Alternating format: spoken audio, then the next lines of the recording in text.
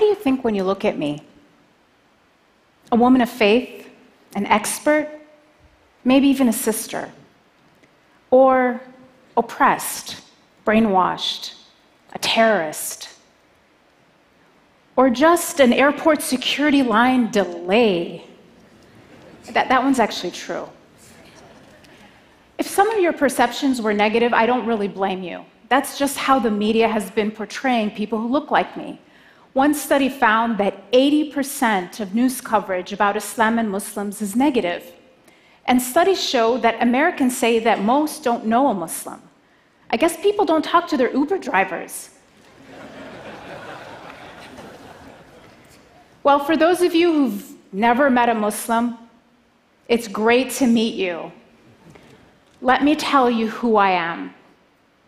I'm a mom, a coffee lover, double espresso, cream on the side. I'm an introvert. I'm a wannabe fitness fanatic, and I'm a practicing spiritual Muslim. But not like Lady Gaga says, because baby, I wasn't born this way. It was a choice. When I was 17, I decided to come out. No, not as a gay person like some of my friends, but as a Muslim, and decided to start wearing the hijab, my head covering.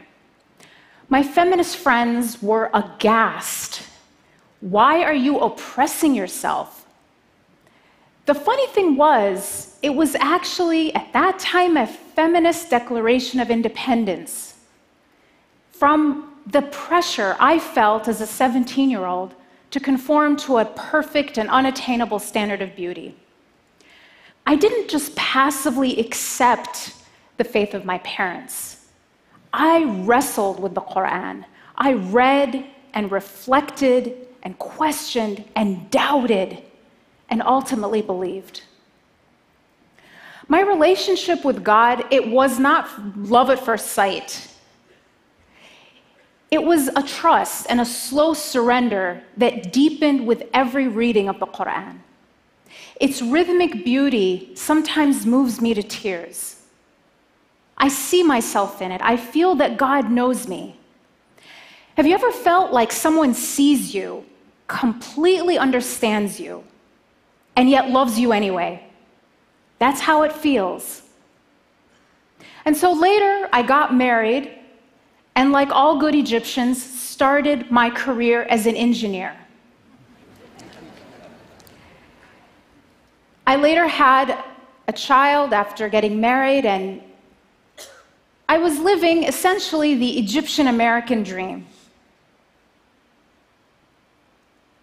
And then that terrible morning of September 2001. I think a lot of you probably remember exactly where you were that morning. I was sitting in my kitchen, finishing breakfast, and I look up on the screen and see the words breaking news. There was smoke, airplanes flying into buildings, people jumping out of buildings. What was this? An accident? A malfunction? My shock quickly turned to outrage. Who would do this? And I switched the channel and I hear Muslim terrorist, in the name of Islam, Middle Eastern descent, jihad. We should bomb Mecca. Oh my God. Not only had my country been attacked, but in a flash, somebody else's actions had turned me from a citizen to a suspect. That same day, we had to drive across Middle America to move to a new city to start grad school. And I remember sitting in the passenger seat as we drove in silence, crouched as low as I could go in my seat for the first time in my life, afraid for anyone to know I was a Muslim. We moved into our apartment that night in a new town in what felt like a completely different world. And then I was hearing and seeing and reading warnings from national Muslim organizations saying things like, be alert, be aware, stay in well-lit areas, don't congregate. I stayed inside all week. And then it was Friday, that same week, the day that Muslims congregate for worship. And again, the warnings were, don't go that first Friday. It could be a target. And I was watching the news, wall-to-wall coverage. Emotions were so raw, understandably. And I was also hearing about attacks on Muslims, or people who were perceived to be Muslim being pulled out and beaten in the street. Mosques were actually firebombed. And I thought, we should just stay home. And yet, something didn't feel right. Because those people who attacked our country attacked our country. I get it that people were angry at the terrorists. Guess what? So was I. And so to have to explain yourself all the time isn't easy. I don't mind questions. I love questions. It's the accusations that are tough. Today we hear people actually saying things like, there's a problem in this country and it's called Muslims. When are we going to get rid of them? So some people want to ban Muslims and close down mosques. They talk about my community kind of like we're a tumor in the body of America. And the only question is, are we malignant or benign? You know, a malignant tumor you extract altogether, and a benign tumor you just keep under surveillance. The choices don't make sense because it's the wrong question. Muslims, like all other Americans, aren't a tumor in the body of America. We're a vital organ. Thank you.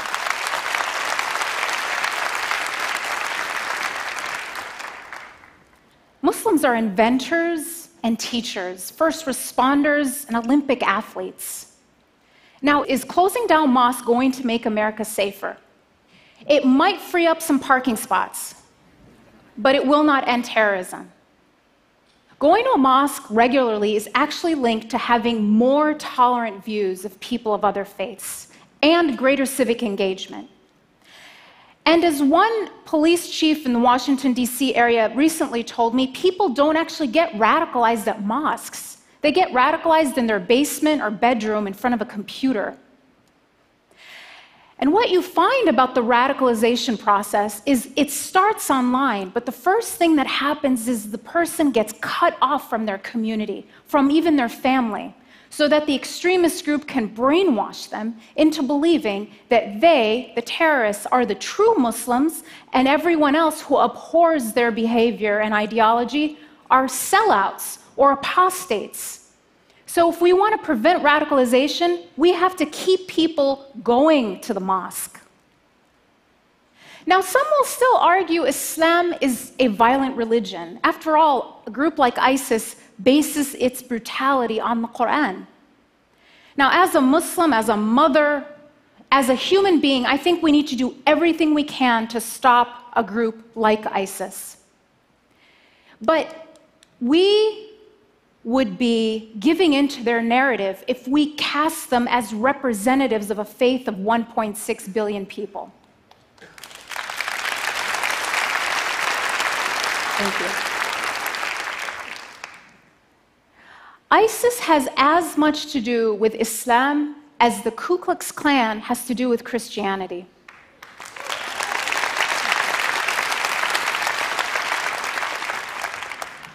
Both groups claim to base their ideology on their holy book. But when you look at them, they're not motivated by what they read in their holy book. It's their brutality that makes them read these things into the scripture. Recently, a prominent imam told me a story that really took me aback. He said that a girl came to him because she was thinking of going to join ISIS. And I was really surprised and asked him, had she been in contact with a radical religious leader? And he said the problem was quite the opposite, that every cleric that she had talked to had shut her down and said that her rage, her sense of injustice in the world, was just going to get her in trouble. And so with nowhere to channel and make sense of this anger, she was a prime target to be exploited by extremists promising her a solution. What this imam did was to connect her back to God and to her community. He didn't shame her for her rage. Instead, he gave her constructive ways to make real change in the world. What she learned at that mosque prevented her from going to join ISIS.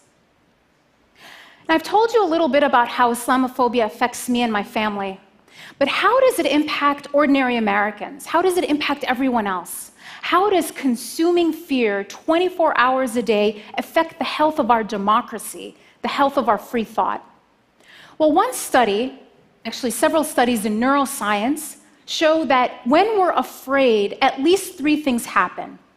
We become more accepting of authoritarianism, conformity, and prejudice. One study showed that when subjects were exposed to news stories that were negative about Muslims, they became more accepting of military attacks on Muslim countries and policies that curtail the rights of American Muslims. Now, this isn't just academic. When you look at when anti-Muslim sentiment spiked between 2001 and 2013, it happened 3 times, but it wasn't around terrorist attacks. It was in the run-up to the Iraq War and during 2 election cycles. So Islamophobia isn't just the natural response to Muslim terrorism as I would have expected. It can actually be a tool of public manipulation, eroding the very foundation of a free society, which is rational and well-informed citizens. Muslims are like canaries in the coal mine. We might be the first to feel it, but the toxic air of fear is harming us all.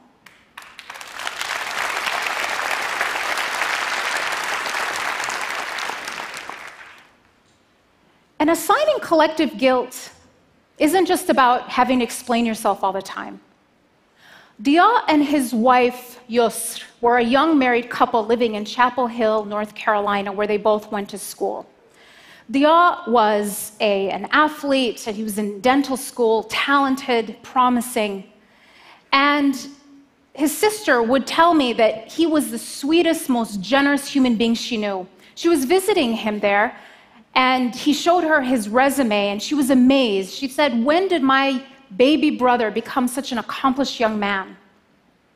Just a few weeks after Suzanne's visit to her brother and his new wife, their neighbor, Craig Stephen Hicks, murdered them, as well as Yusra's sister Roseanne, who was visiting for the afternoon, in their apartment, execution style, after posting anti-Muslim statements on his Facebook page. He shot Dia 8 times. So bigotry isn't just immoral, it can even be lethal. So back to my story. What happened after 9/11? Did we go to the mosque or did we play it safe and stay home? Well, we talked it over, and it might seem like a small decision, but to us it was about what kind of America we wanted to leave for our kids. One that would control us by fear, or one where we were practicing our religion freely. So we decided to go to the mosque, and we put my son in his car seat, buckled him in, and we drove silently and tensely to the mosque. And I took him out, I took off my shoes, I walked into the prayer hall. And what I saw made me stop. The place was completely full. And then the imam made an announcement thanking and welcoming our guests, because half the congregation were Christians, Jews, Buddhists, atheists, people of faith and no faith, who had come not to attack us, but to stand in solidarity with us.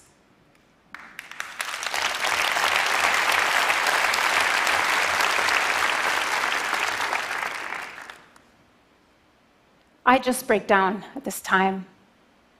These people were there because they chose courage and compassion over panic and prejudice. What will you choose? What will you choose at this time of fear and bigotry?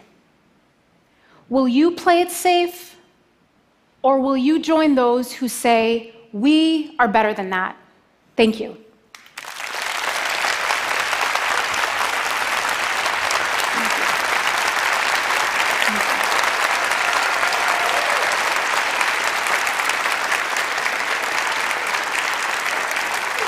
Thank you so much.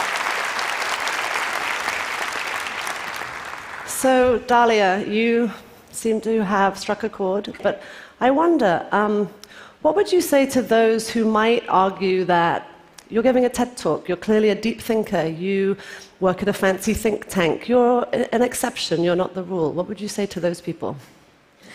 I would say, don't let this stage distract you. I'm completely ordinary.